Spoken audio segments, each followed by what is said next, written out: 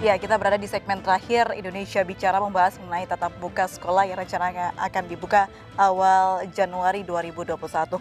Pak Diki, sesuai janji saya tadi, apa sih Pak dampaknya Pak ketika kita memaksakan tatap muka tetap dilakukan di awal Januari 2021 nanti meski positivity rate masih tinggi?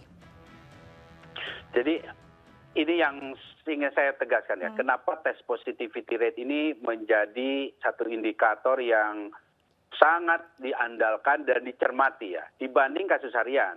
Karena kalau kasus harian itu bisa terjadi ketika laporan ini diangkat oleh pemerintah, itu bisa kasus yang 1 atau 2 minggu lalu. Tapi tes positivity rate ini adalah satu angka persentase yang memberikan pesan dua hal yang berbeda, ya, sinyal yang berbeda. Pertama adalah tentang angka positif, ya, yang semakin besar persentase itu artinya semakin besar laju penyebaran atau banyaknya kasus COVID-19 di masyarakat. Kemudian kedua adalah jumlah total orang yang dites. Nah, artinya kalau persentase dari tes positivity rate ini semakin besar, berarti kapasitas testing kita tidak memadai.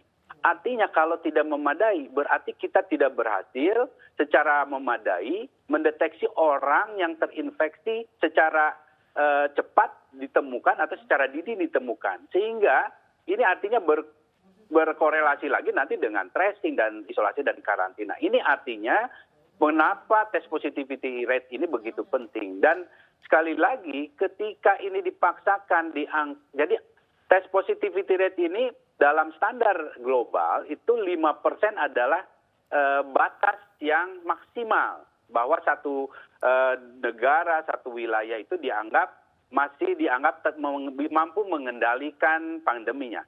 Tapi kalau di atas 5% dari tes positivity rate artinya ini sudah sangat tinggi. Kita harus sudah sangat dalam kaitan sangat waspada dan harus melakukan upaya yang sangat masif untuk meningkatkan cakupan testing dan tracing. Nah, bagaimana kalau di atas 10%? Itu bukan tinggi, itu sangat tinggi. Itu sangat tinggi.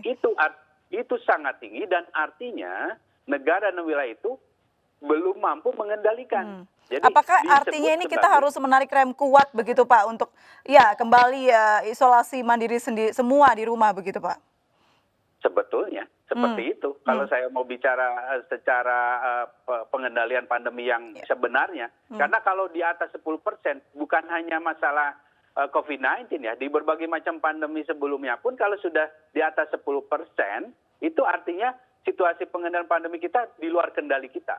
Nah, itu ya mengapa banyak negara kenapa diupayakan melakukan testing dengan masif itu supaya di bawah 10%. Okay. Itulah sebabnya kenapa sekolah itu kalau di atas 10% sangat berisiko tinggi. Karena kita nggak bisa mengendalikan, tidak bisa mendeteksi secara maksimal siapa yang bawa virus di masyarakat dan lain sebagainya. Ini yang ingin saya sampaikan. Dan sekali lagi, masalah pembukaan sekolah ini kaitan dengan masalah kondisi pengendalian yang belum terkendali baik ini, jangan sampai hanya dikotomi antara buka dan tutup.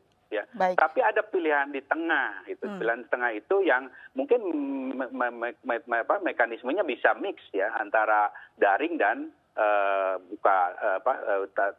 tetap buka, dan ini tentu nanti bisa dikonsultasikan dengan para ahli ahli pendidikan. Ini yang dan juga harus diingat bahwa kan memang tatap muka belajar ini memang paling ideal, tapi saat ini kondisi kita itu bukan kondisi ideal. Kondisi kita bukan kondisi normal, kondisi kita dalam kondisi kritis. Ya, krisis, dan ini yang harus menjadi saran Anda Pak Diki terakhir untuk pemerintah mengenai COVID-19 ini dan kebijakannya untuk pendidikan di Indonesia.